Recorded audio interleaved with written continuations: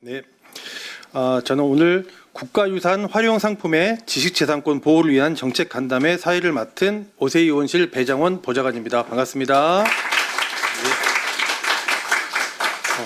오늘 토론에 대해서 잠깐 설명을 드리면 우리 국중박이라고 하는 국립중앙박물관 작년 그 한 해 방문객이 500만 명을 넘겼습니다.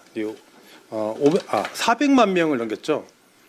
400만 명을 넘긴 거는 프랑스 오르세 미술관보다 더 많고 전 세계 5위권에 들어가는 엄청난 숫자라고 저희가 알고 있고요. 또 작년에 K-팝 데몬헌터스 열풍에 힘입어 방가사유상 및 K-팝 데몬헌터스 그리고 국가유산 활용 상품을 파는 판매 기업의 그 매출도 400억 원이 되었습니다.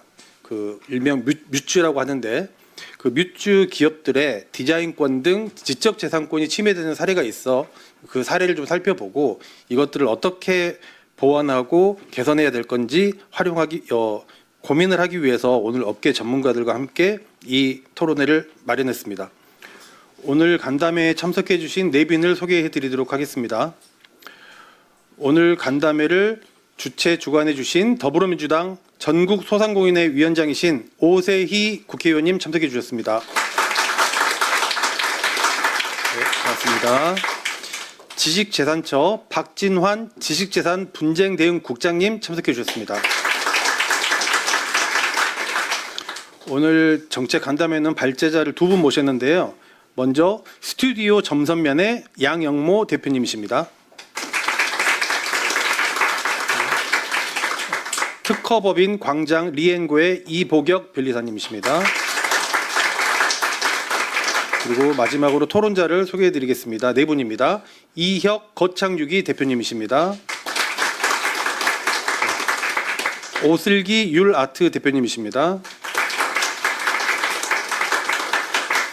고은혜 한국특허기술진흥원 디자인조사 분류실장님이십니다. 유정민 지식재산처 디자인 분쟁 대응과 사무관님이십니다.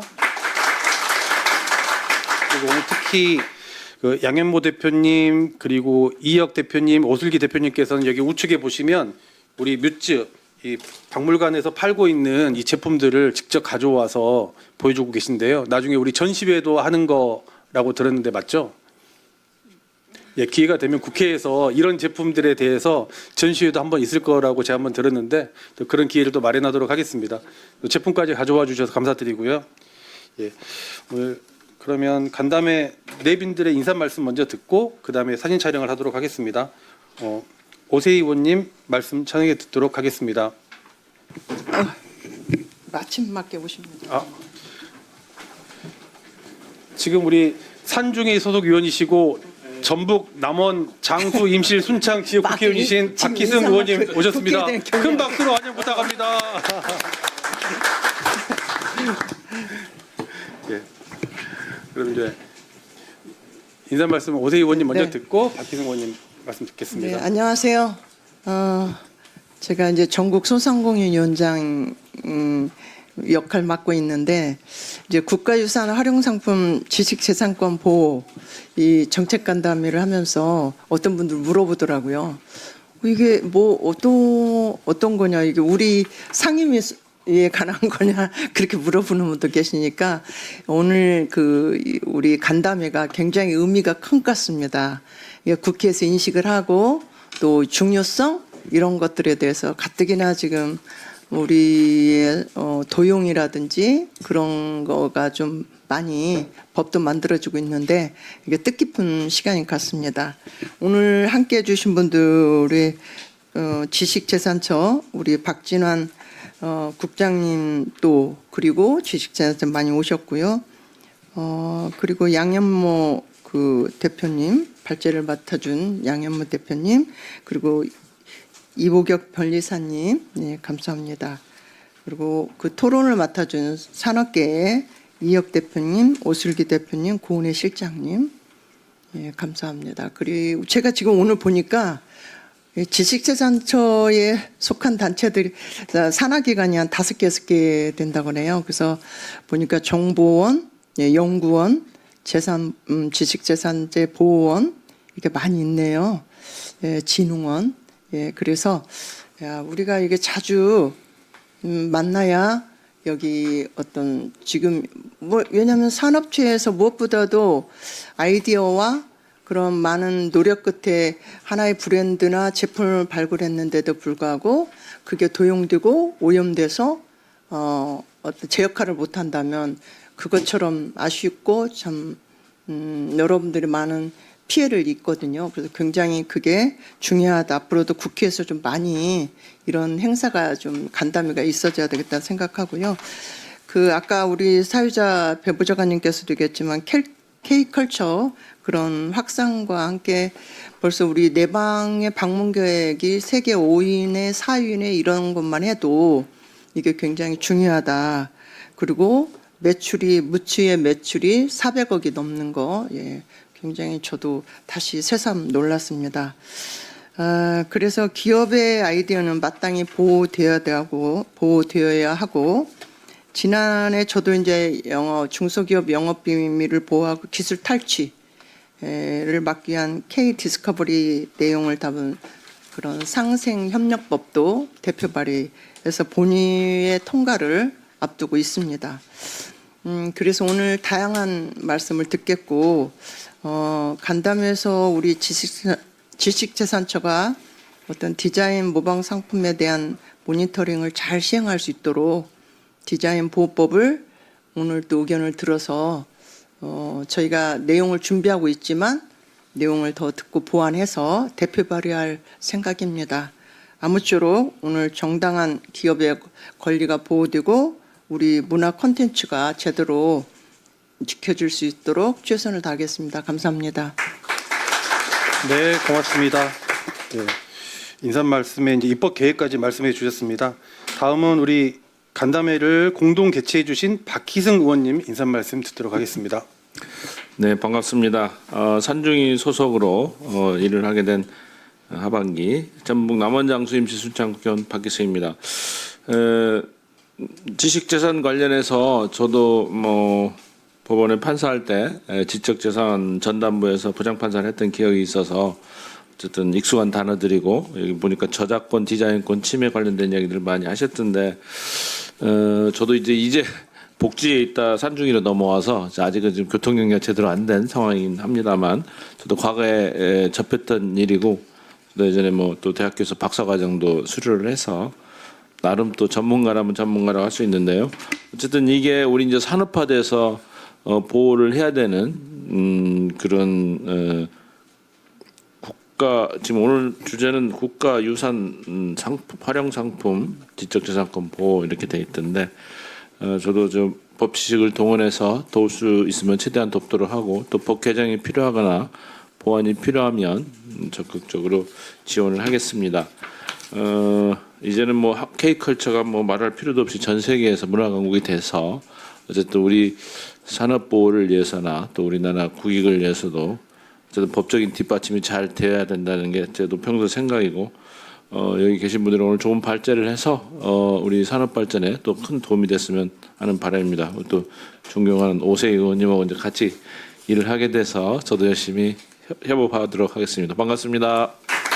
네, 박희승 의원님 고맙습니다. 네, 그러면 본격적인 토론회 진행에 앞서서 내외빈 여러분들 모시고 기념사진을 먼저 촬영하도록 하겠습니다. 네, 네, 저 화이팅 한번 하겠습니다. 제가 구호를 외칠게요. 웃는 얼굴로 K컬처 화이팅! K무츠 화이팅! 오세희 의원 화이팅! 박희승 의원 화이팅! 지적재산권 보호 화이팅! 네, 됐습니다. 고맙습니다.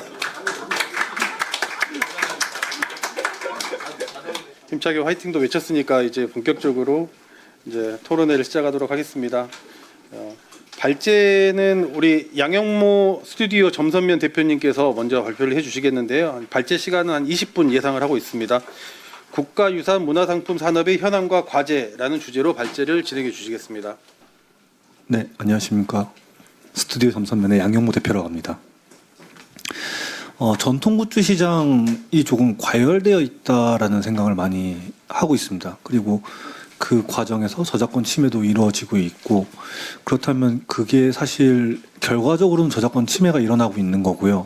원인이 무엇일까에 대해서 되게 많이 생각을 했던 것 같아요. 그러니까 그러니까 다른 대표님들이랑 통화할 일이 많아서 요즘에 어떤 일 때문에 힘드세요? 뭐 이런 얘기를 하면은 이런 게 나왔어요. 저 힘들어요. 아니면은 이런 상황이에요. 그리고 뭐 직원 때문에 힘들다. 뭐 다양하게 얘기를 많이 하는데 오늘 주제는 사실은 어떻게 보면 저작권 침해의 근본적인 원인이 이게 아닐까라는 생각도 좀 드는 부분들도 있습니다. 그리고 좀 제안을 드리는 부분이라기보다는 좀 잘못 썼는데요. 제안은 아니고 이런 것들이 조금 해소가 돼야 되지 않을까라는 생각이 좀 있습니다. 최초의 그 굿즈, 그러니까 굿즈라는 단어가 없었던 것 같고요. 박물관 기념품이라는 단어들로 처음엔 들었었고, 저 같은 경우는 사실은 이 기념품 사업을 시작한 지는 몇 년 안 됐습니다. 그 전까지 원래 건축 설계를 하다가 전통 건축 실측 쪽을 하다가 전통 건축 실측에 있는 데이터들을 상품으로 만들면 되게 좋겠는데라고 해서 지금 일단은 사업이 원래 이게 부업으로 하려고 했는데 너무 잘 되는 바람에 본업을 못 하고 있는 상황입니다. 좋은 거겠죠. 좋은 건데 사실은 어떻게 보면은 사람들이 워낙 좋아해 주시고 거기에 대해서 답을 한다라는 의미로 저는 되게 열심히 하고 있는 것 같고요. 제가 사실 2024년도에 이제 뮤츠 작품 선정이 되면서 되게 너무 놀라울 정도로 주목을 받았던 건 사실입니다. 근데 그 다음부터가 좀 문제였던 것 같아요. 2025년도 에이펙 전후로 캐대언이 갑자기 엄청나게 유행을 했고 그 전에도 사실 저작권 문제들은 있었거든요. 근데 올해 들어서 특히나 느껴지는 부분들은 뭐냐면 경쟁이 너무 치열하다라는 느낌이 듭니다. 어떤 부분에서 치열하다는 느낌이 받냐면 사실 지자체에서도 굿즈를 만들려고 하고 있고 창업을 해야 된다는 이유로 사실은 청년들도 이제 뭐 일자리가 힘들어요 이러면서 또 지원 사업을 받거나 아니면은 또 어떤 뭐 이런저런 프로그램들을 또 수행을 하는 것들이 많아요. 그래서 나도 굿즈 사업 해야지라고 하면서 저한테 엄청나게 물어봅니다. DM으로 인스타그램 DM으로 물어보시고 대표님 처음에 어떻게 시작하셨어요? 대표님 저 이런 거 하려고 했는데 어떻게 해야 되죠? 그게 사실은 어마어마하게 경쟁이 붙었다라고 느껴지는 부분이에요. 처음에는 제품이 너무 좋아요였는데 요 근래는 그런 부분들 굉장히 많이 물어보고 계시거든요. 심지어 대기업까지 들어오고 있고 유통 라인에 특히나 개입을 많이 하고 있더라고요. 사실 대기업들은 콜라보를 해주면 저희한테는 되게 고마울 텐데 그게 아니라 유통 쪽이나 어떤 그 시스템 쪽으로 개입을 계속 하고 계시더라고요. 그래서 저 같은 경우에는 작년보다는 조금 더 힘들어졌다라는 게 대부분의 대표님들의 의견들이고 사실 저는 그분들이랑 얘기를 잘 한다는 이유로 그 얘기들을 많이 듣고 있고 사실 저 같은 경우에는 크게 침해를 당한 적은 없습니다. 다행이라고 생각하지만 저도 이제 상품이 하나 둘 이렇게 늘어나다 보면은 그렇게 좀 침해가 일어나지 않을까 좀 걱정을 하고 있는 사람 중에 하나고요. 이런 식으로 지금 뭐 되게 로컬 브랜드나 특강 이런 것들도 저도 되게 많이 초청을 해서 강연을 합니다. 여러분들 좋은 굿즈를 만들려면 이런 거 해야 됩니다. 이런 게 막히시면 이런 식으로 하시면 됩니다. 이렇게 얘기를 많이 합니다. 그런데요, 참 편하게 말할 수가 없어요. 이 사업이 커지고 있는 건 맞는데 플레이어들이 너무 많이 늘어났어요. 이게 과연 좋은 현상일까?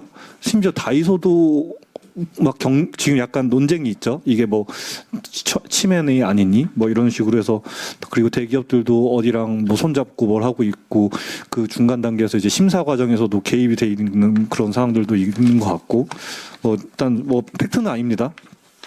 대표님들이 한 얘기가 있는 것 같은데 라는 얘기들은 엄청 많이 하시거든요. 그래서 지금 일단은 오늘 주제부터 시작하는 게 맞는 것 같습니다. 디자인권이 있어도 실질적으로 보호가 어려운 사례에 대해서 말씀드릴게요. 이 대표님 같은 경우에는 작가님이라고 표현하는 게 맞는 것 같아요. 1인으로 하고 계시고 달 항아리 형태의 비누를 만드셨고 6개월 정도 어느 정도 경과가 된 다음에 유사업체가 디자인을 이제 침해를 해서 상품을 만들기 시작했는데 이게 전통의 형태를 가깝게 갖고 있다 보니까 디자인 출원이 됐음에도 불구하고 보호를 받을 수가 없다라고 느끼셨나 봐요. 근데 이제 실질적으로는 이분이 먼저 했고 이제 흔히 말하면 따라가는 주자들은 뒤늦게 시작을 한 거라서 매출에는 큰 피해는 없어요라고 얘기는 했지만 사실 창작자로서는 되게 허탈하거든요. 저도 비슷하게 흉내 내시는 분들 나오면은 이거는 좀 아닌데라고 좀 스트레스를 많이 받았어요. 저 같은 경우는 오히려 하실 거면 제대로 하시지 이게 전통도 아니고 뭐도 아닌 걸 따라 하시는 분들도 있어가지고 좀 속상하더라고요. 두 번째는 이제 중국의 유사 상품 대량 카피 사례인데요. 이 부분이 전 되게 핵심이라고 봅니다. 뭐냐면 이게 과연 중국 사람들이 잘못한 걸까요? 전 그런 생각도 들거든요. 이게 대부분 어떤 식으로 돌아가냐면요. 저 같은 경우에도 국중박의 상품을 만든 다음에 저한테 사진을 보내주시는 거예요. 중국에서 국중박에 있는 방가사성 아시잖아요. 그거를 2만 개인가 10만 개를 만들어서 한국에 납품했다는 거예요. 믿을 수가 없죠. 그럼 국중박에 납품한 건데, 근데 국중박에 있는 거는 한국에서 만들고 있는데 어떻게 된 거지? 그러니까 그 비슷한 타입의 방가사성을 한국에 유통을 하고 있는 업체가 있더라고요. 그 내셔널 뮤지엄까지 박아놨어요. 깜짝 놀랐어요. 그래서 이거 잘못된 거 아니에요? 그러니까 얘 업체가 이렇게 얘기한다. 흔히 말하면 지금 이 굿즈 사업을 하다 보면요, 중간에 업자라는 분들을 많이 만나게 돼요. 내가 이거 도와줄게. 이거 할 수 있어. 그러면 또 반대로 얘기를 드려버릴게요. 굿즈를 창업을 했는데 상품을 만들어야 돼요. 그러면은 업자를 찾아가서 나 이 상품이 비슷한 거 하나 만들고 싶은데 중국에서 얼마면 돼요? 그럼 그대로 사진 찍어서 보내서 저 같은 경우에도 그 왓츠앱인가 아무튼 뭐 그거를 깔아서 중국인을 초대를 하더라고요. 너 거를 중국에서 만들면 싸게 만들 수 있어. 근데 중국에 만들 생각 없는데요? 라고 하더라도 그렇게 유도를 해요, 계속.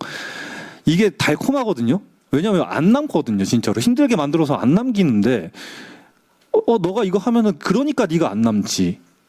그리고 창업하시는 분들은 내가 이렇게 옆에 있는 업체가 이런 걸 만들고 보면 야, 내가 결과물을 한번 봤는데 디자인하는 사람들 다 똑같거든요.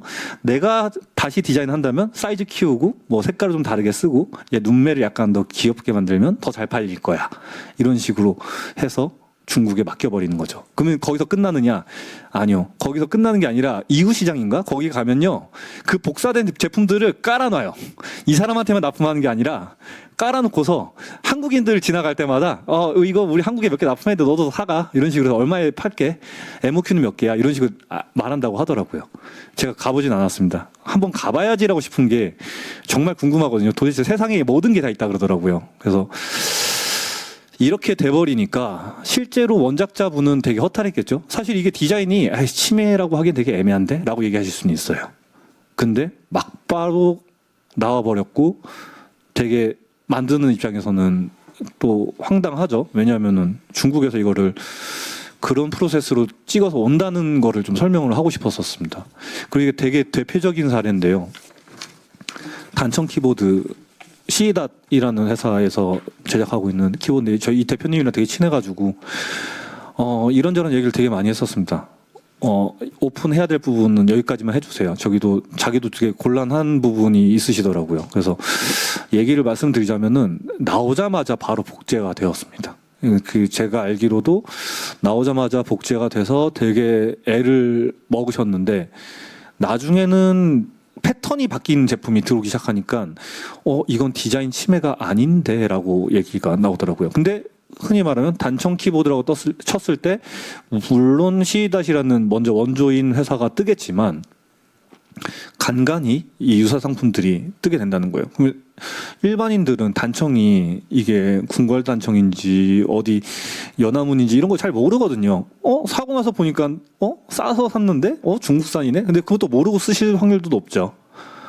네, 이런 부분들이 조금 계속 문제가 되지 않을까. 그리고 이거를 통관하는 과정에서는 실제로 이게 카피품인지 아닌지 사진조차 안 보내준대요. 그럼 어떻게 되냐면 15만 원 정도를 주고서 대리인을 보내야 된대요. 저 A라는 회사 제품이 비슷한 게 나왔는데 이거를 통관하는 데서 내가 직접 가야 되는 거예요. 인천 세관까지 가야 되는 거예요. 그게 아니면 대리인을 15만 원 주고서 사진을 찍어 오게끔 할 수가 있대요. 저는 그 얘기 처음 들었거든요. 그래서 그러면은 대표자는 그것까지 해야 되는 거였구나라는 생각이 들죠. 그 다음에는 또 과도한 주장 사례들도 있었어요. 이거는 사실 빠르게 넘어갈 건데 태권도복이랑 한복이랑 컨셉에서 누빔이라는 패턴이 들어갔는데 이 대표님이 거의 한 7개월 동안 이 소송 때문에 그냥 새 제품 아예 못 만들었거든요.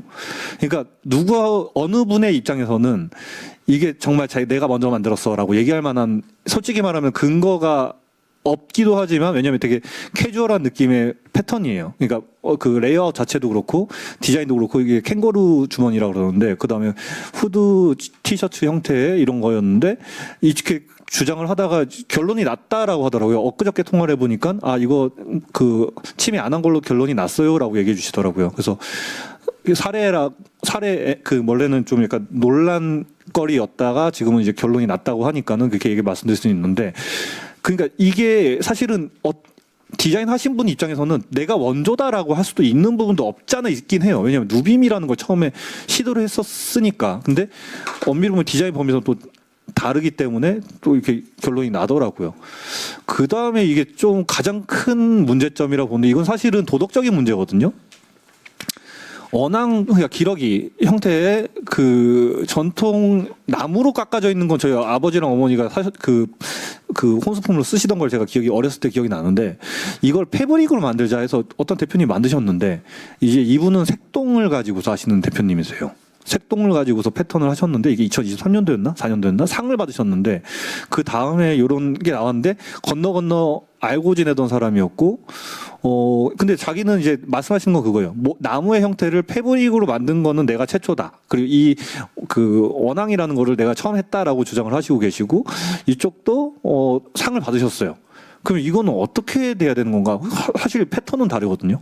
근데 목에 뭐 끼거나 뭐 이런 연출이나 이런 것들도 좀 차이가 있었고, 그래서 이것 또한 어떻게 해야 되나 했더니 지금 자기는 뭐 무조건 디자인 출원하고 특허를 내셔야겠다라고 생각하고 계신 것 같아요. 그 다음에 조금 이게 문제가 있었던 사례예요. 저희 그 흔히 말하는 박물관에 계신 분들이 난리가 났었어요. 이거 건 때문에. 그러니까 치객선비술잔이라는 제품을 아시는 분들은 뭐 아실 것 같기도 하고 그 아이패드 케이스 저 아래에 있는 거는 잘 모르실 텐데 훈민정음 컨셉의 그 아이패드 케이스였던 걸로 기억하거든요. 어떤 업체가 그 두 가지를 애매하게 디자인을 바꿔서 그 한국관광기념품 공모전 2025년도에 공식 행사거든요. 문체부에서 하는 출품을 했고 인력도 지원을 받아서 나온 거예요. 그러니까 이게 필터링을 할 수가 없고 이건 대놓고 업체가 그냥 법적인 범위를 피해서 열심히 카피를 하고 있는 업체였거든요. 근데 심지어 뭐 자원봉사도 하고 지역 굿즈 개발까지 하고 있더라고요. 자원봉사 형식으로. 그러니까 겉으로 봤을 땐 되게 훌륭한 회사처럼 컨셉을 잡고 있는데 보니까 그냥 카피캣이라고 봐야 되나? 뭐 그렇게 될 수도 있고. 또 이 회사도 또 제가 이렇게 또 매도해버리면 또 법적으로 문제 생길 수 있으니까 제가 봤을 땐 그렇게 생각이 드는데 이거는 해석의 나름인 것 같고요. 아무튼 제가 봤을 땐 유사성들이 너무 많이 갖고 있더라고요. 회사들 제품들 전반적으로 다 그렇고. 그래서 야 이거는 근데 법적으로 문제가 없는 건가? 없다라고 판단은 되긴 해요. 디자인법, 저작권법 뭐 이렇게 다 분류를 하면 부당경쟁방지법에서는 좀 걸릴 수는 있겠지만 그런 문제들도 있었고요. 이건 저의 사례입니다. 좀 억울해서라기보다는 이걸 좀 얘기를 하고 싶었었어요. 소상공인 입장에서는 광고비 내는 거 쉽지가 않거든요. 근데 저 같은 경우에 석굴암 조명이라는 제품 치면요. 석굴암이 아닌 게 떠요. 제 이 사업을 시작했던 취지는 우리나라 문화유산 세계에 알리려고 그러니까 석굴암이라는 게 어떤 건지를 아내를 보여주고 싶어서 만든 건데 네이버에서 검색을 하면요. 석굴암이 아니에요. 다. 우리나라 불상이 아니에요. 다 뜨는 게. 제가 여기 입점을 안 해서 그런 걸 수도 있는데 더 반대로 얘기해 볼게요. 석굴암이 떠야 되는 게 정상인데 석굴암이 아니라 엉뚱한 상품들이 뜨거든요. 석굴암을 만든 종이 이렇게 키트도 있어요. 그것도 안 떠요. 재밌는 건 뭐냐면요. 네이버에서는 돈을 낸 만큼 순위가 올라가요. 그 반대로 얘기해 볼게요. 단청 키보드라는 제품이 있었으면 단청 키보드라는 걸 검색을 했을 때 오리지널 상품이 아니라 돈만 많이 내면 카피 제품이 올라갈 수 있다는 얘기거든요. 근데 구글은 그렇진 않아요. 뭐가 잘못된지 모르겠어요. 사실 저는 뭐가 잘못된지 모르겠어요. 진짜로. 네. 아무튼 뭐 이런 것들도 있고 또 다른 케이스로는 이제 다른 회사 제품들의 컨셉들을 모자이크 카피라고 그러더라고요. 이것저것 하나씩 요소를 다 가져와서 짬뽕을 하는 거예요. 이거는 진짜 가해자도 없고 피해자도 없는 상황이라고 저는 보거든요. 이거는 가장 큰 문제점은 뭐냐면요. IP의 소진이에요. 예를 들면은 김홍도라는 그 치객선비술잔에 있는 그 그림을 가지고 모자이크 카피를 엄청나게 해서 유사품들이 늘어나잖아요. 그럼 그 IP가 사방팔방 퍼지게 되면은 그러면은 그거는 되게 희소성이 떨어지게 되고 그 문화유산의 그 제작자의 그 가치가 떨어지게 되고 희석되는 거거든요. 사실 굿즈 개발자들은 제가 해야 될 거는 새로운 아이템들을 계속 개발하고 새로운 문화유산이라고 하기는 네.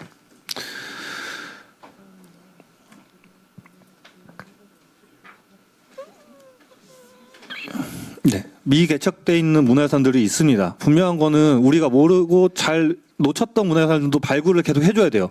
근데 잘 되는 게 있으면 그거를 서로 모자이크 카피를 하는 바람에 IP가 금방금방 또 이게 희소성이 떨어지게 되거든요. 그래서 제가 봤을 때는 두쫑쿠 같은 경우에는 오히려 대박이 났잖아요. 말 그대로. 이거는 워딩이 히트를 쳐서 메인 브랜드가 그냥 써도 될 것 같아 라고 생각을 했는데 두쫑쿠도 인기가 빨리 식었죠.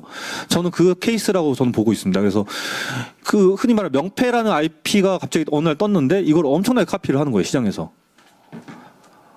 그리고 이제 제가 제일 속상했던 케이스 중에 하나거든요. 국가유산청에서 국가유산 디지털 서비스라는 게 있습니다. 이게 흔히 말하면 교육용이나 상업용이나 아니면 다양한 목적으로 쓰라고 데이터에서 오픈해 놓은 거예요. 나라에서 세금 들여가지고 3D 스캐닝 뜨고요. 이거 비용 엄청 비싸거든요. 보건공사 하려고 나중에 데이터 기록해 놓은 건데 이거를 제가 봤을 때 우리나라 사람들이 했던 것 같아요. 중국 업자가 이걸 찾아서 들어갈 것 같지는 않고요. 다운로드를 받은 다음에 중국에다 보내요. 그 다음 이걸 찍어와요. 한국에서 팔기 위해서. 이거 저는 되게 심각하다 보는 게 우리나라 세금 이러려고 이게 나간 건가 싶기도 하거든요. 저도 문화재 실축업 했었고 사실은 이렇게 기록돼 있는 데이터의 그 가치를 알거든요. 이런 식으로 쓰이는 게 맞는 거냐. 그러면 이게 데이터를 가공했던 세금을 흔히 말하면 지출을 하면서 실측을 했던 기관들도 사실은 저작권이 있는 건가 없는 건가. 일단 제가 알기로는 3D 스캐닝 저작권이 없는 걸로 알고 있긴 해요. 근데 이것들도 참 어떻게 보면 좀 경계를 좀 명확하게 해야 될 부분 아닌가라고 저는 많이 생각을 하고 있습니다. 그리고 두 번째는 이제 약간 벗어나서 좀 얘기를 하고 싶은 부분이 있습니다. 남산을 컨텐츠를 활용할 수 있을까요? 남산에 남산타워가 있기 때문에 이거 IP를 활용할 수가 없습니다. 남산타워 쪽이랑 협의를 봐야 돼요. 이건 전통이랑 좀 상관이 없겠죠. 그러면은 여기서 좀 전통이랑 벗어났다라고 생각이 드시면은 또 다른 얘기를 해드릴게요. 제가 어느 범종 소리를 찾고 다녔는데 유일하게 녹음돼 있는 게 신나라 레코드에 범종 소리가 있는 거예요. 근데 그 녹음하신 분이 60년대 녹음을 하셨고요. 90년대에 2차 마스터링을 들어가면서 저작권이 신나라 레코드에 있는 거예요. 저는 그 음원을 쓰기 위해서는 2천만 원짜리 수의 계약을 해서 굿즈를 만들려고 했는데 저작권료로 500만 원을 달라 그랬나? 700만 원 달라 그랬나? 그래서 저는 포기했습니다. 그냥. 그 소리를 쓸 수가 없어요. 종이라는 건 외형적인 형태뿐만이 아니라 비천상이라 되게 특이한 것들이 많거든요. 소리의 특징도 있습니다. 사실은. 맥놀이라던가 뭐 이런 성덕대왕 신종, 에밀레종이죠. 흔히 말하면. 맥놀이 같은 것도 있겠지만 용대라던가 뭐 이런 거 다양한 구조들의 특징들 때문에 소리가 다 틀리거든요. 이거 어떻게 해야 되는 걸까? 그러면은 이 저작권의 협의를 볼 수 있는 시그널, 흔히 말하면 포인트들이 없어요. 예를 들면 YTN 가서 뭐 거기 흔히 말하면 법무팀이랑 얘기를 해야 돼서 저작권을 뭐 하나 만들 때마다 얼마씩 줄게요? 그럼 너가 몇 개 팔았는지 내가 어떻게 알 수가 있어? 라고 하면 저도 할 말이 없는 거죠. 범종 소리요? 똑같죠? 제가 몇 개 팔았는지 알 방법을 증명하래요. 내가 이거 어떻게 증명해야 되지? 라이센스에 대한 소통의 창구가 없습니다. 새로운 상품을 만들기 쉽지가 않아요. 만들어도 불법이고요. 그러니까 이게 흔히 말하면 전통시장에만 얽매이게 되니까 새로운 시장에는 또 새로운 IP를 개발을 못하게 되는 거예요. 저희는 창작자잖아요. 근데 이거는 흔히 말하면 완전 새로운 걸 만드는 게 아니라 어떤 베이스를 가지고서 그걸 효과를 극대화시켜야 되는 역할을 갖고 있거든요. 저희들은. 저는 제가 잘 됐던 이유는 그거예요. 석굴암이 안에 들어갔을 때 어떤 느낌이 날까? 들어가 보지 못한 사람들이 더 많거든요. 어떻게 하면 더 극대화시켜줄 수 있을까? 그걸 고민해서 개발을 하는 거고, 남산에 외국인들이 제일 많이 가는 관광지 중 하나예요. 남산 IP 살려야 돼요. 근데 이거 누구랑 협의해야 돼요? 없죠. 어떻게 만나야 될지도 몰라요. 근데 저희는 대부분 5인 미만의 소상공인 혹은 개인 작가들이란 말이에요. 만날 방법도 없고요. 이거 협의 주체를 어떻게 되냐? 제가 봤을 땐 이걸 좀 약간 좀 더 시스템화를 시켜야 되지 않는 건가라는 생각들을 엄청 많이 합니다. 지금 로컬 관광시장 키우겠다고 해서 엄청나게 막 자원을 투자를 하고 뭐 인력을 투입을 하고 그다음에 청년들한테 창업을 시키려고 하고 그런 많은 단계들이 있는데요. 또 재밌는 게 뭐냐면요. 국중박은 박물관이잖아요. 미술관 또 시스템 달라요.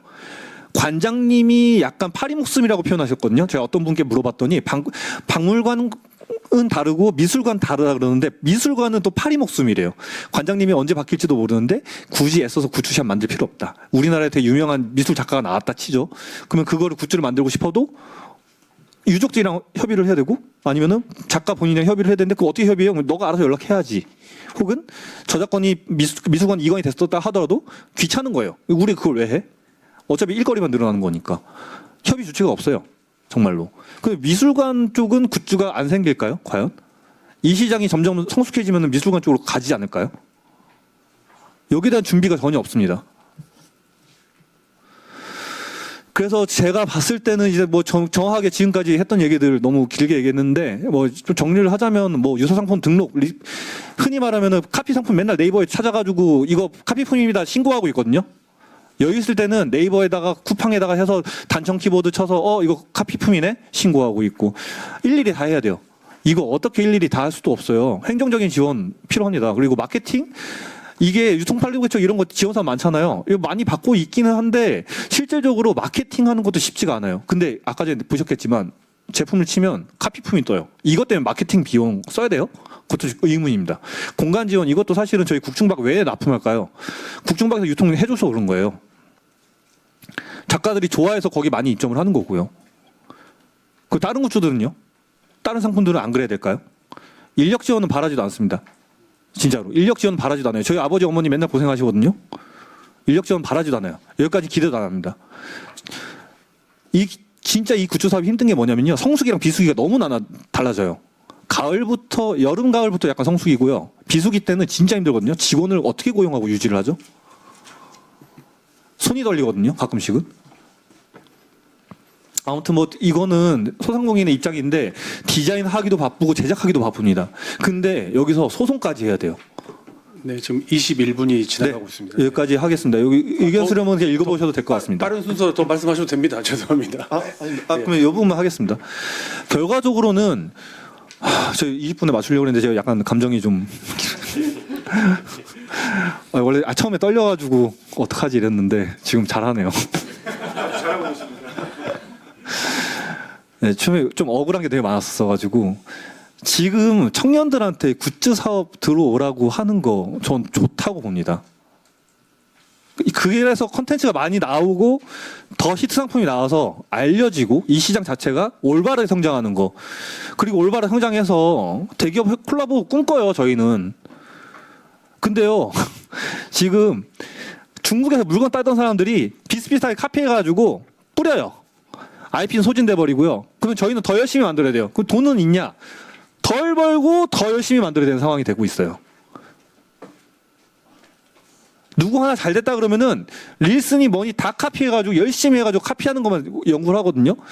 제가 진짜 엊그저께 되게 화가 났던 게 뭐냐면요. 되게 중견 기업이에요. 전통을 가지고 뭘 만들었대요. 이거는 우리나라 건축물이 아닌 거예요. 한옥 비슷하게 생긴 거 만들었는데 뭐 차량 뭐 이렇게 만들었는데 야 이거 한옥이 아닌데 이거 한옥이라고 붙여놓고 파네. 경쟁이 붙으니까 AI니 뭐니 이런 거 막 써가지고 정체성 없는 굿즈들이 나오기도 시작했어요. 저는요 저작권 침해도 중요하지만 말도 안 되는 시장 흐리는 사람들도 엄청 많이 늘어났다는 걸 말씀드리고요. 이게 과연 침해만 볼 문제냐? 이게 과열됐기 때문이고 그렇다면 일단 침해는 일단은 핵심적인 거는 법적으로 문제가 있는 부분이잖아요. 해결해야 되죠 당연히.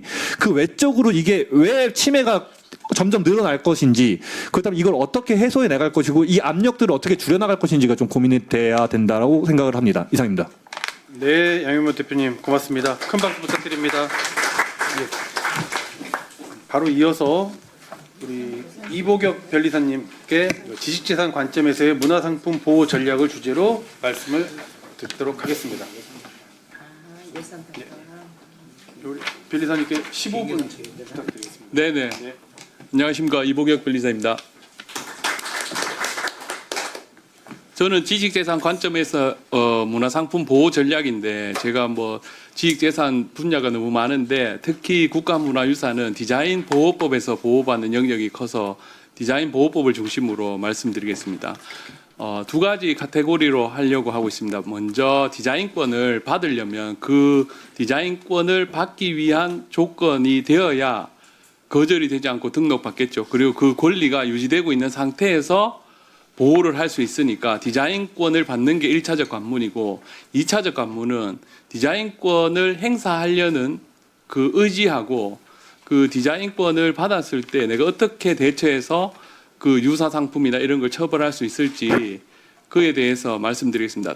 그러니까 두 가지죠. 디자인권을 받고 디자인권을 보호하는 어떻게 보호받을 것인가. 이게 대한 두 가지 부분. 저는 이제 변리사니까 법적인 부분에서 침해 이런 부분에서 말씀드리고 아까 양영모 대표님은 창작자 기준에서 화가 많이 나셨던데 좀 차분하게 말씀드렸어요. 저도 좀 흥분할 수도 있지만 아무튼 네, 시작하겠습니다. 저는 뭐 간단하게 제 소개가 원래 이제 뭐 제가 대리인이다 보니까 소개는 항상 들어갑니다. 저를 사용해 주세요 이런 부분으로. 그러니까 그냥 뭐 스킵하셔도 됩니다. 저는 이제 검찰청에서 있었고 무역위원회에서 근무했었고 연수원에서 강의도 했었고 특허청에 디자인 수석 심사관 하고 최근까지 유통범죄수사팀장, 상표, 짝퉁 단속 소장을 하다가 광장리연구의 변리사로 시작했습니다. 그리고 활동 내역은 뭐 기사로 있고 마지막에는 뭐 정품 오케이 짝퉁 아웃 뭐 이런 거 그런 것도 하고 이제 퇴직을 하고 이제 변리사로 하는데 실제로 위조 상품 같은 경우에는 이 뜻 자체가 타인의 상표권, 디자인권, 특허권을 침해하는 상품과 저작권을 침해하는 상품 자체를 위조 상품이라고 하고 있습니다. 그래서 이게 이제 뮤즈 같은 경우에 작년에 기사가 떴죠. 그리고 국감에서도 시이닷 그 단청 자판기로 문제가 됐었죠. 그래서 이제 이게 이제 디자인권의 위조 상품 지역권 침해 유형을 이제 한번 보면 상표 위조가 있습니다. 물론 뮤즈라는 그 상표가 되어 있어요. 그러니까 어떤 공모전에 됐으면 뮤즈에서 당선된 뭐 이렇게 쓸 수 있는 상표가 있어요. 그 상표가 위반되면 또 상표법 처벌받을 수 있고요. 지금 이제 그 문화유산은 형태가 있으니까 그대로 차용해서 현대적 해석으로 창작의 가치를 바꿔서 이제 그렇게 하니까 디자인권을 보호받을 수 있죠. 그리고 부정경쟁 행위라고 혹시나 디자인권을 얻지는 못했는데 내가 만든 디자인이야. 근데 요거는 이제 한계가 있어요. 부정경쟁은 3년 이내예요. 3년. 내가 만들고 난 뒤에 3년 이내가 되는 거예요. 그리고 요즘은 이제 뭐 포장지나 이런 데 캐릭터도 들어가잖아요. 그래서 저작권 요 문제도 있고 하나의 법으로 보호받는 것보다는 다각적인 분야의 법이 다 포함되어 있어서 법을 좀 많이 알아요. 그러니까 뭐 어쨌든 교육도 많이 해야 될 것 같고 대리인들이 좀 필요한 부분이 있긴 있더라고요. 하니까 자 위조 상품 이게 침해하면 그냥 뭐 하는 것보다는 상표 같은 경우에는 이게 그냥 침해하면 바로 처벌할 수 있어요. 근데 특허나 실용시나 디자인권은 반의사 불벌죄입니다. 하고 난 뒤에 신고를 해야 되고 뭐 처벌 안 해오네요 이러면 처벌할 수 없어요. 그래서 상표 위반되는 거는 난전에 이게 팔고 있잖아요. 그럼 특사경이나 경찰이 바로 단속할 수 있어요. 근데 디자인권은 신고가 필요합니다. 이거는 조금 아시고 공소시효라든지 뭐 벌칙은 기본적인 부분이라서 제가 표시를 해뒀고요.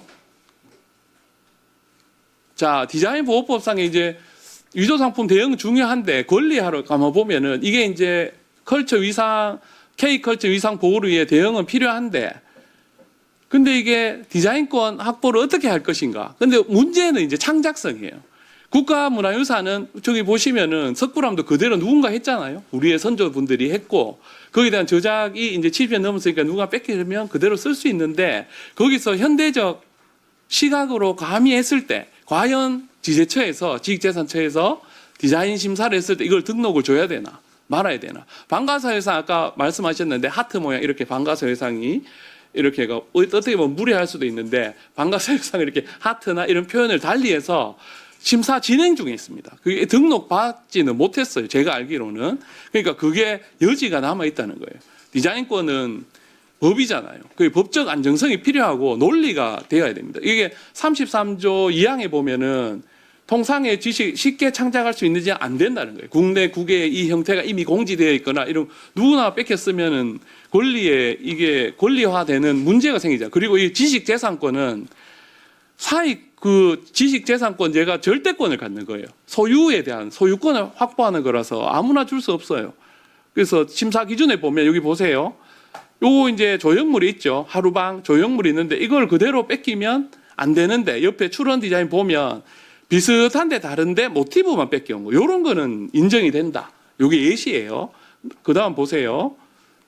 우리 요 앞에도 보면 뭐 봉황무늬, 바둑판무늬, 물방울, 절무늬 이런 거는 흔한 모양이라서 안 돼요.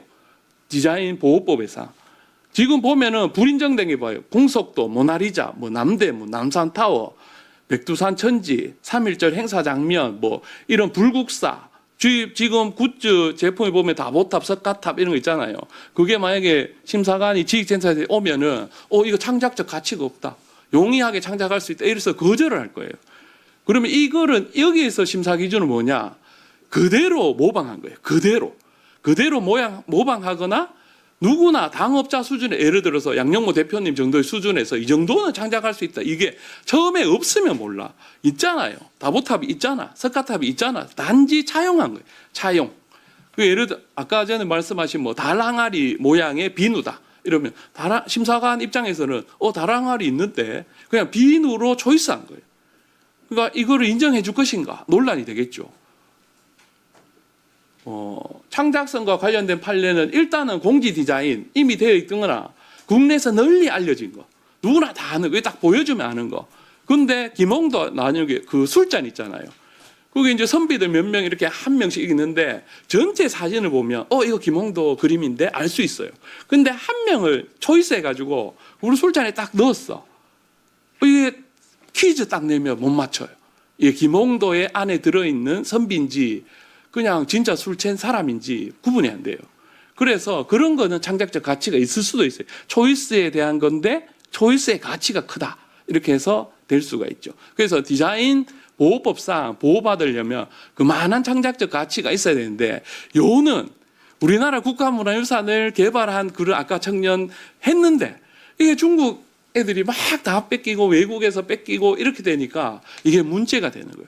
근데 제가 볼 땐 33조 2항을 개정하기에는 조금 힘들 수도 있어요. 그래서 제 생각에 이게 이제 화두가 되려면 과연 이게 현대적으로 응용한 게 전통 문양이나 이런 걸 한 게 개인 소유냐 이거죠. 단청문이 우리 선조가 했는 그 절에 있는 단청문이라든지 이런 거를 어디다 카피를 내가 옷에다 넣으면 그게 내 거냐는 거죠.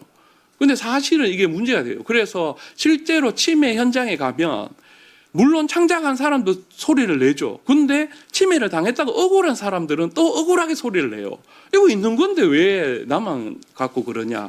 아까 태권도복처럼 그 누빈 상태 도복에 있잖아요. 근데 그거를 그대로 썼다. 문제가 되죠. 그러니까 저의 대리인의 입장은 양쪽을 다 들어주는 입장이라서 이런 화두가 있어요. 그리고 만약에 이게 문화유산의 소유자 예를 들어서 국중박이다. 국립중앙박물관이나 거기에 대한 재단만 그의 권리를 줘야 되나. 그 문제가 있어요. 그 사람들은 관리를 하니까 어쨌든 방가사유상도 관리를 하고 그 사람들한테만 줘야 되나. 이거는 이제 아까 법적으로 부등록 사유로 집어넣어서 그러니까 창작성에 대한 부분은 이건 창작적 가치가 없어. 근데 창작적 가치를 좀 넓게 봐요.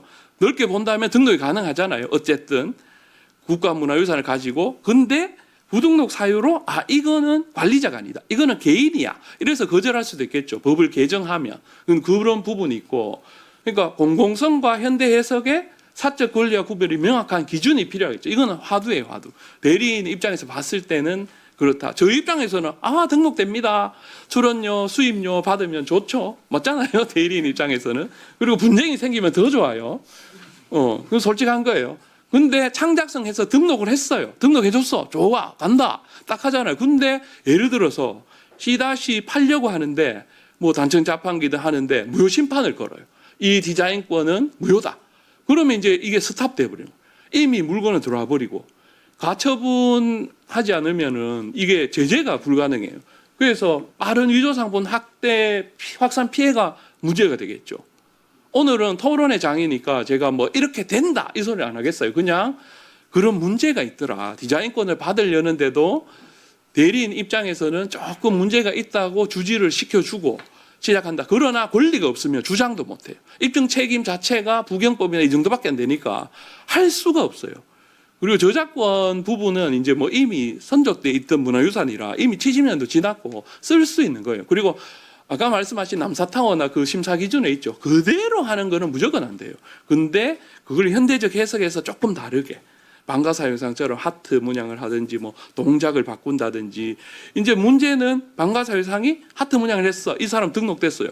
그럼 나는 학권을 하겠다. 이렇게 하는 거예요. 그러면 등록할 수 있잖아요. 그래서 나도 했잖아. 이렇게 되면 그러면 이제 누구 소유냐 문제예요. 판매할 때도 그렇고 그게 대리인 입장에서는 충분히 던질 수 있고 그 기준이 필요하다. 이 창작에 대한 기준이 유사 범위 자체도 필요한 거예요. 뺏기는 사람은 수월하겠죠. 왜냐하면 저거 뺏기네 잘 팔리네. 왜냐 팔리는 거 보고 뺏기니까. 좀 억울하겠죠. 이제 만드신 분은. 자 이제 디자인권은 끝났습니다. 디자인권이 만약에 갖고 있을 때 침해되면 어떻게 되느냐. 빨리 하라 해서 말이 좀 빨라지는데 어쨌든 전략적 권리를 설정해야 돼요. 이것을 내가 그 상품 안에 예를 들어서 아까 양영모 대표님 뭐 만들었어. 근데 상표를 내가 브랜딩을 하나 만드는 거예요. 나이키처럼.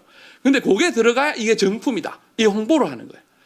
인증처럼. 그래서 상표 하나 하고 그다음에 디자인하고 그 나머지 이제 캐릭터나 이런 걸 막 붙여서 내 것만의 장점. 뭐 하단부에 뭔가 있든지 홀로그램이 있든지 그런 거를 홍보를 해서 우리가 소위 뭐 광고는 아닙니다만은 뭐 별 5개 이런 거 광고처럼 자기만의 그런 권리화를 해야 된다.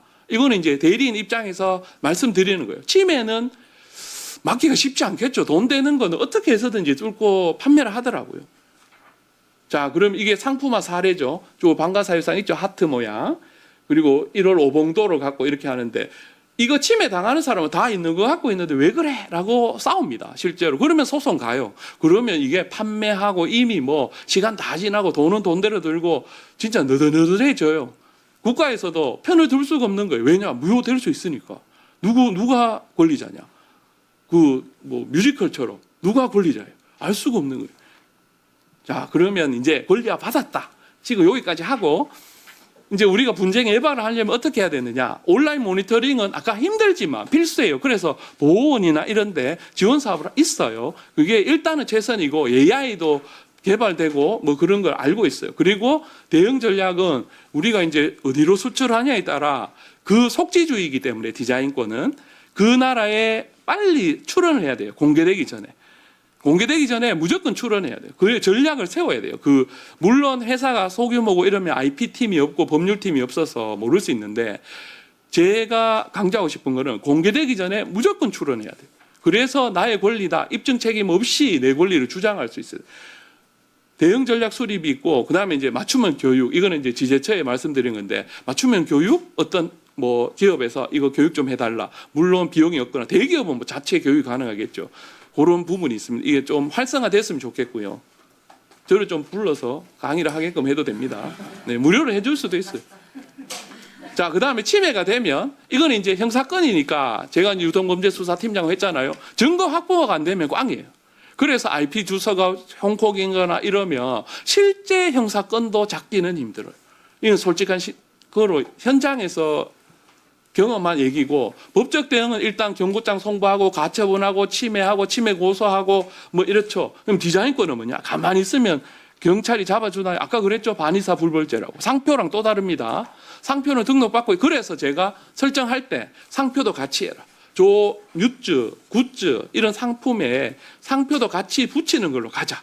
그러면 상표 침해가 되니까 바로 처벌이 돼요. 왜냐하면 우리는 딱 그 인증 딱 돼서 그런 거죠. 신박하죠. 역시 대리인입니다. 이게 디자인만 가지 않고 상표도 같이 가면 침해가 바로 이루어지기 때문에 이거는 바로 처벌이 가능해요.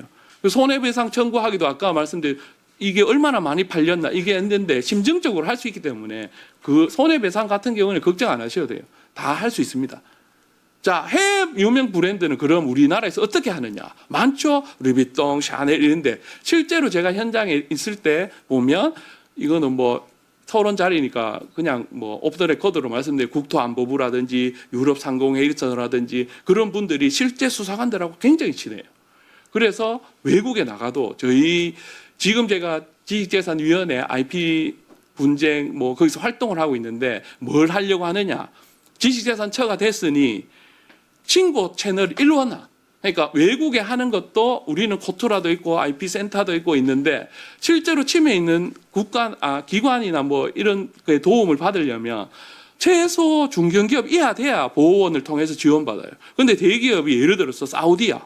사우디에서 천을 판매하는 업체가 있어. 근데 대기업이야. 근데 처음 시도하는 그 무역이었어요. 근데 침해를 받았다. 어디 하소연할 데가 없어. 그럼 대기업은 돈이 많으니까 너네가 알아서 해. 근데 다른 나라는 그렇지 않다는 거죠. 나이키가 무슨 중소기업입니까? 아니잖아요. 다 지켜줘요. 샤넬, 루이비통이 돈이 없습니까? 그런 게 아닙니다. 일단은 국가에서 뭔가 나를 보호하고 있구나. 그래도 상담을 해주는구나. 그런 게 좀 필요할 것 같아요. 지금 여기 보면 우리가 이제 지식재산처, 저가 무역위원회도 있었고 검찰도 활동했었고 보호원도 잘 알잖아요. 이게 지금 신고하려면 여기는 여러분들이 만약에 양영모 대표님 어디다 신고하려고 물어보면은 어디 갈까요? 물어보면 몰라요. 그래서 원스톱 채널이 필요하다. 물론 국장님도 계시지만 그렇다. 이제 의원님도 계시고 잘 쏙쏙 들어오죠. 그죠? 다음 일 보면 이제 일 헷갈려요. 자, 신고해봐. 어디 갈래? 뭐 지원사업 하려면은 입찰해야 돼요. 공고해야 되고 공고 기관에만 가야 돼요. 그래서 실제로 도와드리고 싶어도 무료로 해드려. 그 기관이 아니야. 평가 무슨 위원이 아니야. 뭐 단체가 아니야. 그러면 안 돼요. 결국은 뭐냐? 이게 일원화되는 지식재산처로 이제 되었으니까 조금 크게 보고 어쨌든 조금이나마 한 걸음 한 걸음 나아가는 그런 국가가 되기 위해서 이런 이슈가 전에 하나의 채널, 그러니까 원스톱 시스템 그러면 뭐 되게 흔한 말 같지만 실제로 침해받는 사람 입장에서는 저 이런 거 침해받는데 어떻게 할까요? 그럼 그분이 해외든 어디든 컨설팅 해줄 수 있고 비용 해줄 수 있고 상담해 줄 수 있는 누군가가 있었으면 좋겠다. 이거는 대리인이기보다 그냥 한 개인으로서 그리고 이런 업계에 있는 사람으로서 말씀드리는 거예요. 그리고 제가 이 문화유산 관련은 간담회를 한 두세 번 갔었거든요. 그러니까 심사 관련이죠. 그거는 아까 말씀드린 그런 부분이 있었고, 자, 요거는 이제 실제 현장 인터뷰 실제로는 쓰려는데 욕이 많아서 그냥 기사만 했어요. 진짜 침해받는 분들은 되게 심하더라고요. 그러니까 그리고 문제는 중국 사람이나 뭐 해외가 침해가 아니고 우리끼리 침해도 굉장히 많아요. 우리끼리도 서로 소상공인이야. 맞죠? 대표님 그렇지 않나요? 서로 소상공인인데 예를 들어서 의원님한테 이게 오면 누구로 도와주실지 힘들 거예요. 그렇지 않아요, 보좌관님? 그러니까 이게 서로 소상공인이에요. 그래서 뭐냐? 어떤 정립된 기준, 정립된 단체, 이걸 해결해 줄 수 있는 뭔가 시스템, 이게 그리고 빠른 결론을 낼 수 있는 뭔가가 있어야 이 지금 아름답잖아요. 뒤에 저 전시된 거 보십시오. 저거를 지킬 수 있는 우리의 가치잖아요. 우리의 그거고 여기도 지금 보면 단순한 기념품이 아니라고 하잖아요. 저기도 대인이 저 올렸잖아요. 우리 문화를 상징하는 상품이다.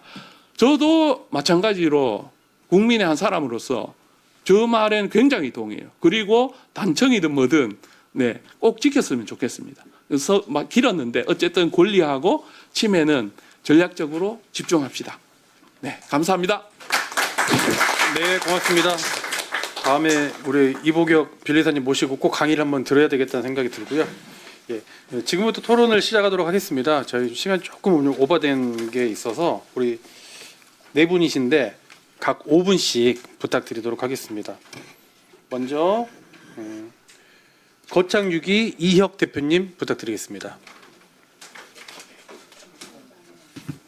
네, 안녕하십니까. 거창유기 이혁입니다. 아까 앞서 발표 주신 내용들 정말 많이 동감하는 부분들이 있고요.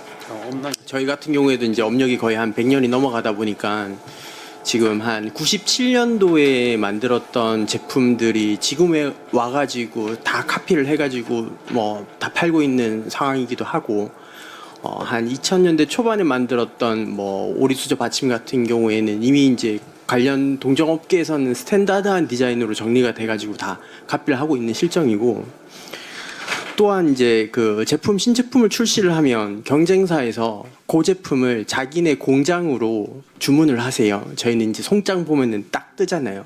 위치가 어딘지도 알고.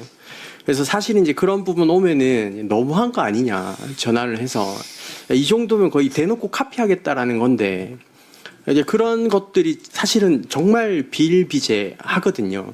근데 이제 어느 순간부터 이제 저희는 한 5년, 6년 전부터는 그냥 이제 신제품을 개발을 하면은 일단은 디자인권을 다 신청을 합니다. 신청을 해놓고 1년 지나서 만약에 뜨지 않았다. 그러면 안 뜬 것들은 그냥 이제 포기를 하고 나머지 이제 조금 그래도 어느 정도 판매를 가져가고 있는 것들은 그냥 유지를 해서 가는 편이긴 한데요. 근데 저희 같은 경우는 이제 이런 지원 사업들이나 국책과제나 이런 부분들을 통해서 많이 지원을 받고 있지만 소상공인 입장에서는 사실은 그런 걸 하기가 정말 힘들거든요. 어떤 게 뜰지도 모르고 어떤 부분을 이제 뭐 잘 해야 될지도 모르고. 근데 실질적으로 그런 부분들이 나중에 와가지고 특히 이제 이런 100년이나 30, 40년 된 기업 같은 경우에는 30년 전에 만들었던 디자인이 이제 끝내려고 하니까 어느 순간 터지기 시작하거든요. 특히 이제 한국 굿즈 상품 같은 경우가 그런 업체들이 되게 많이 있으십니다. 이제 사업 접으려고 그러시다가 갑자기 굿즈가 뜨네, 굿즈가 뜨네 해서 갑자기 이제 매출액이 늘어나고 하니까 오히려 이제 그런 부분들에서 활성이 되는 부분들이 있는데 아무튼 그런 그 전반적인 과정에 있어서 사실 이제 저희가 이제 이런 전통 굿즈나 아니면 전통 사업에 대해서 지금 오늘 발표하는 것들은 대부분 이제 뮤즈라든지 굿즈라든지 신생으로 성장하시는 그리고 성장하는 작가들에 대한 것들을 많이 생각하고 있는 편이긴 한데 사실은 이제 전통 기반의 이제 본질적인 부분들을 봤을 때는 사실 이제 이 저반을 다지고 있던 뭐 50년, 60년 전 된 정말로 그 IP에 대해서 원초 기술을 가지고 계신 분들이 되게 많이 있거든요. 근데 그분들은 오히려 지금 성장하시는 작가님보다 더 열악한 상황에서 지금 사업을 영위하고 계시긴 합니다. 그러니까 뭐 5대, 6대 된 무형문화재분들, 물론 잘 되신 분들도 많기는 하지만 가족끼리 뭐 부부끼리 작업을 하시다가 이제 막 아들들이 들어와가지고 제품 개발을 하기 시작한 것들. 근데 사실 그 IP들이 정말 글로벌로 나갔을 때는 확실한 원초적인 그 가치를 가질 수 있는 IP들인데 그런 것들을 정작 본인들은 발굴할 줄 모르세요. 그리고 그런 것들을 주변에 있는 다른 신생 젊으신 분들이 카피를 해가지고 그걸 상품화 해가지고 사업화를 해가지고 판매를 하고 계시는 건데 사실 그렇게 되면 결국에는 저희 이제 원초 기술을 가진 이런 오래된 기업들은 점점 무너질 수밖에 없는 실정이거든요. 특히 이제 뭐 금박장 분들이시라거나 아니면 이제 뭐 자기장이나 아니면 가시나 이런 상품들은 원천 기술을 가지고 있지만 결국에는 중국에서 카피해가지고 만들어가지고 사업화해가지고 허비되고 결국에는 남는 거 없는. 특히 유기 같은 경우에도 저희 같은 경우에도 이제 중국산이라든지 아니면 인도네시아산이라든지 점점 이제 만들어지고 시작하는 시점이긴 한데 사실 그런 의미에서 정말 이 헤리티지 브랜드가 가지는 역할을 한국에서는 어떻게 만들어갈 수 있을까라는 사실은 고민을 하고 오늘 여기 토론장에 오기는 했습니다. 그래서 결국 이제 새롭게 성장되는 산업 중에서도 이런 브랜드가 가지는 힘과 상표가 가지는 힘을 좀 국가적인 기반에서 다져줄 수 있으면은 이 소비되는 형태의 소진되고 없어지는 문화에서 벗어나서 좀 뭔가 세계적으로 나아갈 수 있는 탄탄한 이제 기반을 맞이할 수 있지 않을까라는 생각을 하면서 사전 질의드립니다. 이상입니다. 네. 4대째 유기 그릇을 만들고 계신 우리 이혁 대표님 말씀 잘 들었습니다. 율아트 오슬기 대표님 다음 토론 말씀 듣겠습니다. 네, 안녕하세요. 저희는 조금 특수한 기업입니다. 왜냐하면 IP 소장처이기도 하고 또 굿즈를 만드는 곳이기도 합니다. 저희 같은 경우는 국가에서 이제 민화에 대한 관심이 없던 1980년대부터 아버지가 전 세계 일제강점기 때 너무 많은 작품이 해외로 반출이 되었거든요. 그래서 그거를 이제 되찾아오는 작업을 하셨고 현재까지 40년 동안 저희가 5,200점의 작품을 소장하기까지 민화를 수집을 했고 우리나라 최초의 민화 전문 박물관인 조선민화박물관과 또 최대 규모 민화 전문 박물관인 한국민화뮤지엄을 이제 제가 두 군데 박물관을 운영하면서 소장품을 가지고 뭘 할까 고민을 하다가 저희가 이제 민화를 알리려면 생활 속으로 민화가 들어가야겠다는 생각으로 굿즈를 개발하기 시작한 것이 2000년도부터입니다. 그래서 올해로 27년 차 저희가 개발을 해오고 있는데요. 아까 전에 디자인 치매나 이런 방식들을 말씀을 주셨는데 제가 아까 전에 그 대표님의 그 발언을 들으면서 저는 오늘 이 얘기를 할까 말까 굉장히 고민을 했습니다. 근데 저희 같은 경우는 오히려 그 굿즈라는 산업이 없던 시절에 굿즈를 만들기 시작하면서 국가기관 산하에서 저희와 MOU를 맺고 저희의 제품 개발 방식이나 유통 방식을 가져가신 경우에 해당이 됩니다. 이 이야기는 저희가 아직 한 번도 말씀을 드린 적이 없는 이야기지만 그래서 저는 굉장히 그 말씀을 들으면서 저도 굉장히 무거운 마음으로 이야기를 들었고요. 저희가 현재까지 개발한 제품이 1,500여 종이 넘습니다. 프랑스 국립박물관부터 시작해서 다양한 나라에 유통이 되고 있고 올해 일본에서도 4달간 전시를 하면서 도쿄와 오사카에서 문체부와 협업으로 저희가 작품과 함께 굿즈 80여 종을 현장에서 보여드리는 행사를 진행하고 있습니다. 그런데 저희는 IP 소장처이기도 한데 이제 IP를 저희 소장품에서 일부의 도상을 지우고 그거를 저작권 등록을 하세요. 근데 이게 저작권은 지제처 소관이 아니라 또 문체부 소관이죠. 그러니까 이게 상표권과 디자인권이 분리되어 있는 굉장히 상표권과 디자인권은 지제처고 저작권은 문체부에서 관리하고 있는 희한한 형태로 하면서 중간에 공백이 생기는 그런 걸 저희가 볼 수가 있는데 그렇게 해서 저작권을 등록을 하시면 그걸 가지고 오히려 저희에게 법적인 그런 걸 요청하시는 경우가 있었습니다. 그러니까 저희 소장품인데 거기서 구름을 하나 지우고 저작권 등록을 하세요. 그리고 나서 이건 내 저작권이니까 너희 박물관과 유라트에서는 이걸 사용하면 안 되는 것이 아닌지를 오히려 저희에게 물어보신 그 법적으로 하신 경우가 있어서 제가 이 말씀을 드리는 건데 그러니까 저희가 IP 협업을 굉장히 많이 하거든요. 대기업이랑도 하고 중견기업이랑도 하고 또 해외 여러 기업들도 문의를 주셔서 작년에 그 캐대원 이후에 사실 캐대원에 있는 호랑이가 가장 유사한 조선시대 작품이 저희 박물관에 소장되어 있어서 많이 보러 오셨고 그것 때문에 많이 문의를 주셨는데 그래서 협업을 하는데 그런 경우에 저희가 정말 대처가 어려운 그런 건들이 있습니다. 또 하나는 아마 굿즈를 개발하는 업체들은 공통적으로 느끼는 부분일 텐데요. 굿즈는 다품종이고 또 다양한 그 장르를 아우르는 경우가 많습니다. 예를 들면 뭐 이렇게 넥타이만 만드시는 게 아니라 저희 같은 경우는 뭐 넥타이가 있다면 스카프도 있고 가방도 있고 거울도 있고 여러 가지가 있겠죠.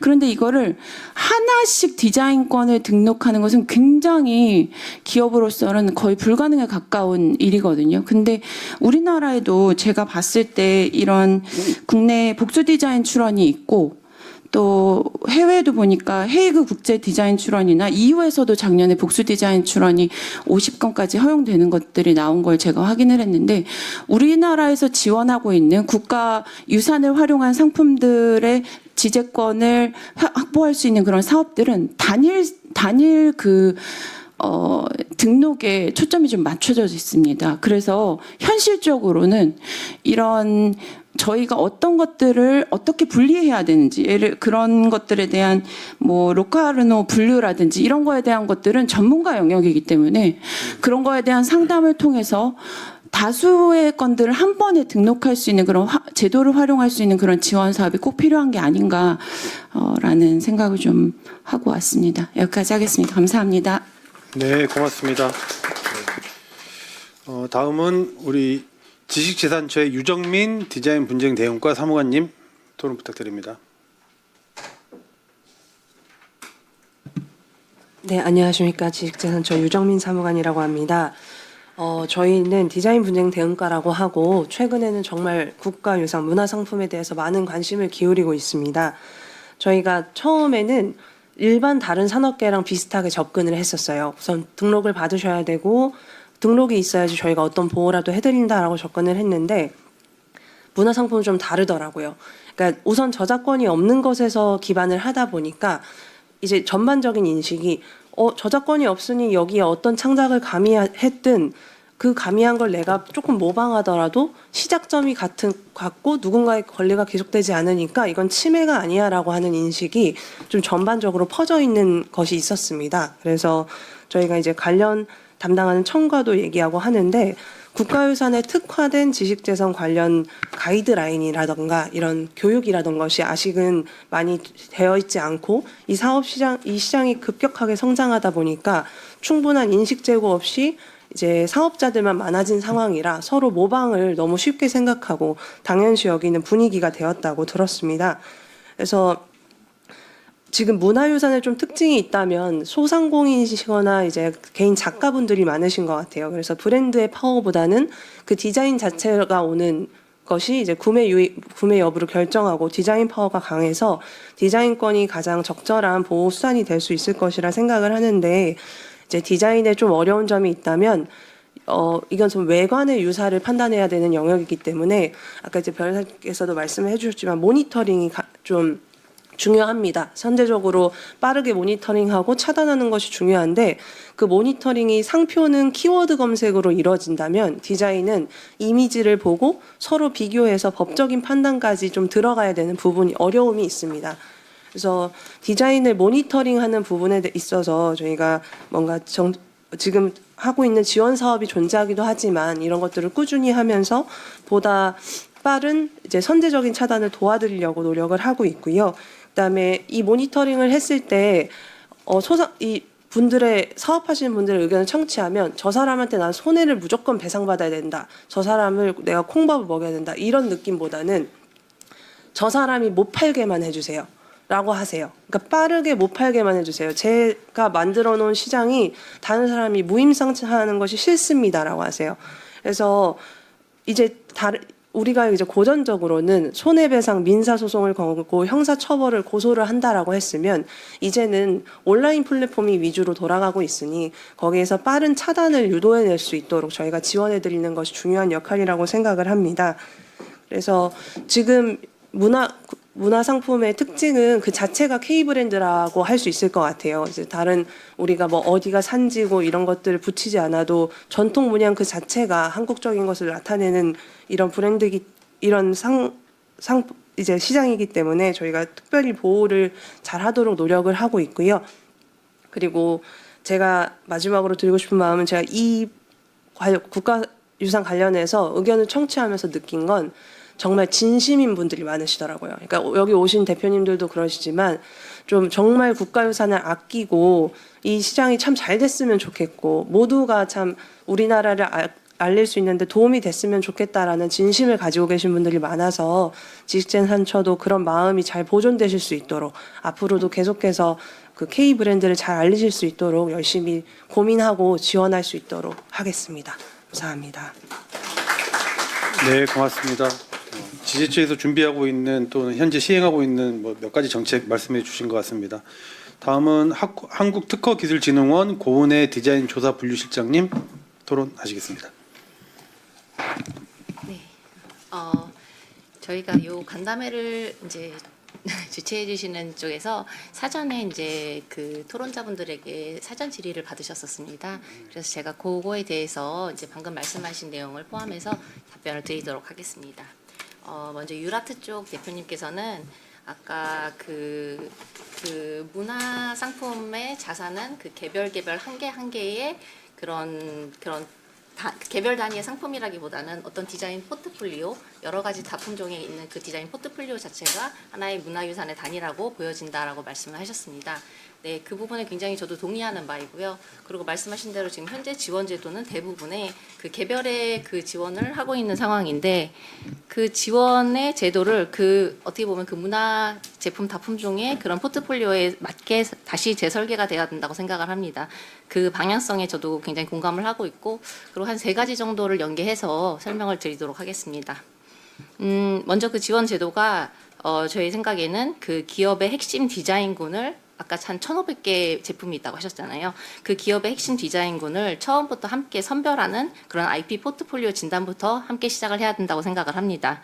그리고 저희가 이거는 실제 기업 간담회를 해보면은 사실 꽤 규모가 있는 중견 기업들조차도 그 자사의 IP가 이렇게 점조직처럼 너무 흩어져 있다 보니까 그리고 그 담당자가 계속 바뀌고 하다 보면은 관리가 어렵고 그 전체적인 그림 자체를 파악하기가 굉장히 힘듭니다. 그래서 이 IP 포트폴리오를 정리하는 거를 사실 1차적으로 요구하시는 기업들이 굉장히 많기 때문에 저는 대표님의 이런 제안이 굉장히 현장의 목소리와 좀 일맥상통하는 부분이 있다고 생각을 합니다. 그리고 두 번째는 좀 전에 이제 헤이그 시스템 관련돼서 말씀을 해주셨는데 이 IP 포트폴리오 분석을 하다 보면은 이 디자인 기업의 좀 이 기업의 히로 아이템이라고 하나요? 그 주력 상품이 어떤 건지 그리고 또 어떤 디자인을 좀 주력해서 보호하려면은 그 뭐 기본과 관련 디자인을 포함해서 좀 더 촘촘하게 권리 범위를 넓혀야 하는지 뭐 해외에 갈 때 어떤 그 한벌 물품 같은 그런 세트 디자인까지 다 포함해서 출원을 해야 될지 그런 것들이 조금 윤곽이 나옵니다. 그래서 그 헤이그의 그 뭐 99개 지정국으로 할지 또는 파리 루트로 할지 그런 거에 대한 비교 검토가 가능하고 또 국가별 디자인 제도가 다 상이하기 때문에 이거는 말씀하신 대로 굉장히 전문가의 영역입니다. 그렇기 때문에 이제 기업이 부담을 느끼는 것은 뭐 너무나 당연한 현상이고 그리고 반드시 전문가의 그런 전략적인 지원이 필요한 상황이 맞습니다.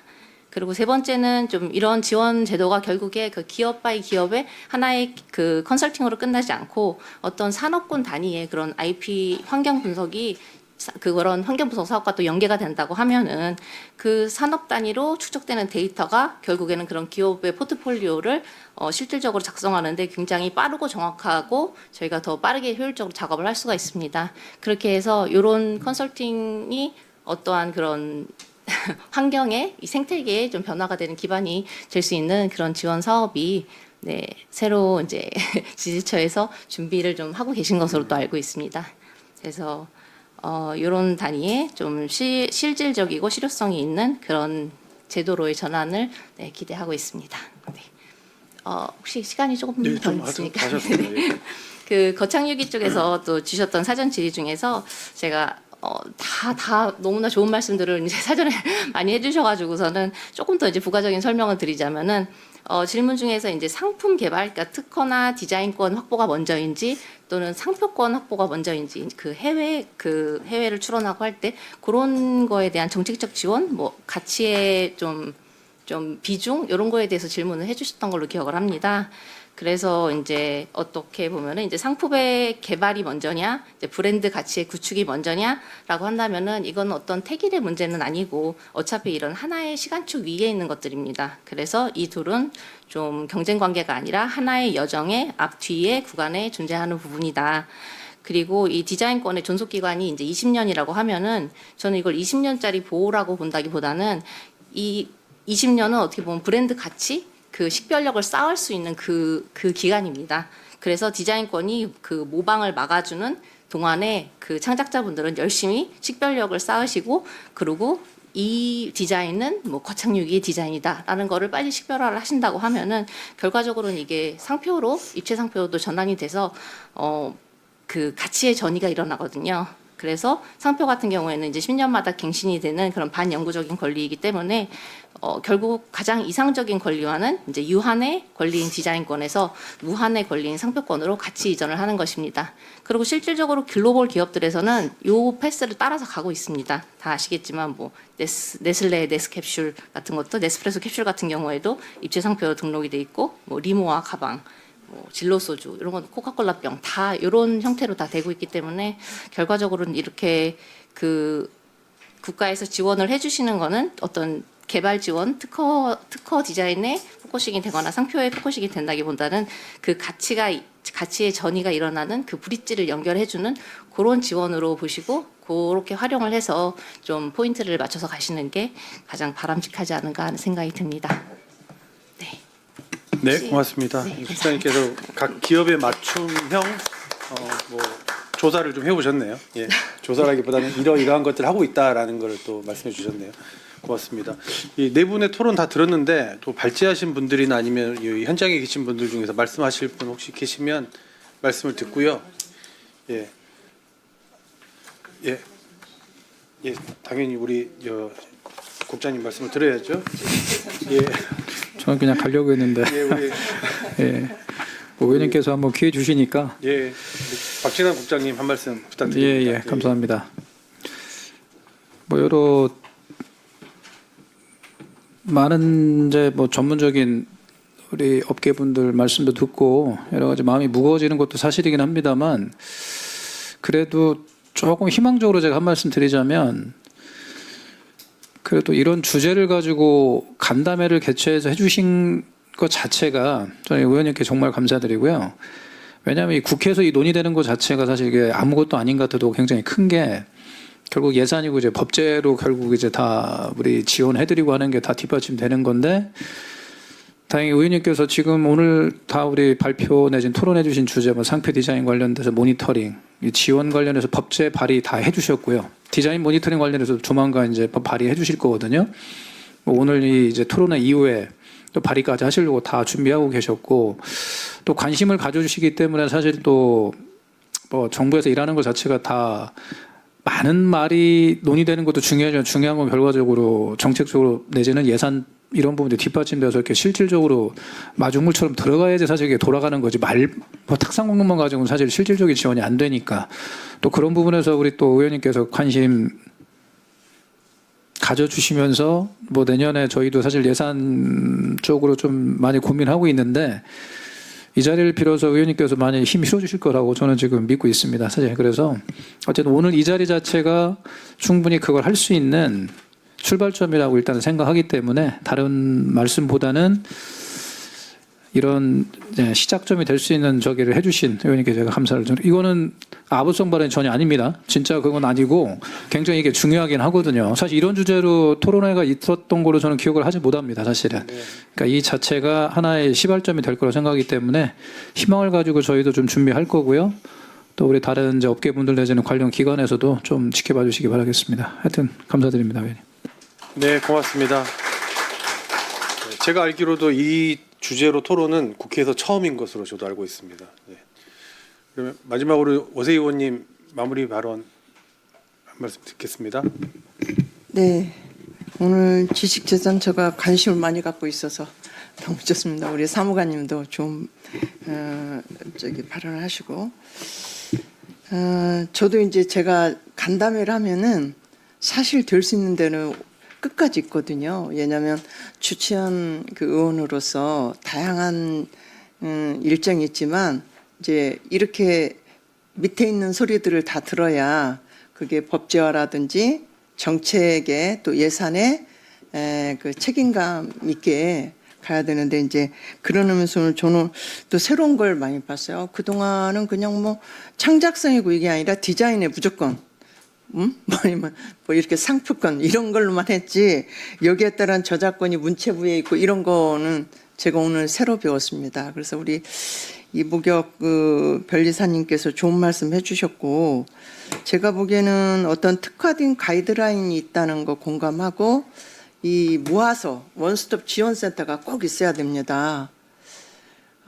이게 분쟁으로 가기까지는 이미 다 잃을 거 잃고 또 오랜 시간 소모되고 이미 잃어버렸는데 그 뒤돌리기가 쉽지 않거든요. 저도 이제 사업을 하면서 이제 중국에 저도 막 등록도 해놓고 그랬었어요. 저도 35년 동안 자영업을 했기 때문에 근데 비슷한 유형을 못 바꾸겠더라고요. 그래서 나중에 이제 포기를 했는데 그런 것들이 이미 벌어지면은 되돌려서 원상복귀가 쉽진 않습니다. 그러기 전에 원스톱 지원센터가 있어서 빠른 모니터링과 빠른 대응이 필요하다. 그래서 그런 거고 오늘 제가 창작성이 그렇게 중요한 거를 지금 오늘 배웠습니다. 이게 창작성이 굉장히 중요하구나. 그래서 앞으로 지식재산처는 원스톱 지원센터가 꼭 빨리 만들어지고 문체부하고 그 저작권이 상표권 관리를 함께 할 수 있는 방법도 이제 저작권이 아무래도 예술 분야에 문체부가 있잖아요. 이게 저작권은 모든 저작권은 문체부다 이렇게 된 것 같아요. 그죠? 예. 그러니까 뭐 예술의 그런 것들이 다 거기에 들어가서 이 상표권의 저작권은 이쪽에 와야 되지 않나 싶어서 예, 그 부분도 한번 문체위 의원님들하고 토론을 좀 할 수 있었으면 좀 만들어 볼까. 예. 그래서 이게 정말로 산업을 위해서 산업은 이쪽으로 와야 될 것 같고 산업을 위해서 필요하면 과감하게 이 부분 일부분을 지식재산처에 좀 줘야 된다. 그런 생각을 합니다. 그래서 오늘 너무 소중한 시간이고 제가 우리 그 지식재산처하고 상의를 해서 어떤 방식으로 이 그나마 가져갈 수 있는 디자인의 어떤 그런 법제화가 좀 필요할까 이걸 고민을 하고 이제 앞으로 그래도 많이는 아니래도 몇 번 정도는 우리 이보격 그 변호사님의 그런 생생한 그런 그 방지책 그런 대응 이런 거 가지고 좀 해도 참 좋을 것 같다는 생각이 듭니다. 여러분들 장시간 많은 얘기 들었습니다. 감사합니다. 네, 고맙습니다. 네, 혹시 마지막으로 질문하실 분이나 더 계시면 말씀 마지막으로 듣고요. 아니면 지금까지 여기까지 토론회를 마치도록 하겠습니다. 예, 없으시죠? 예, 고맙습니다. 예.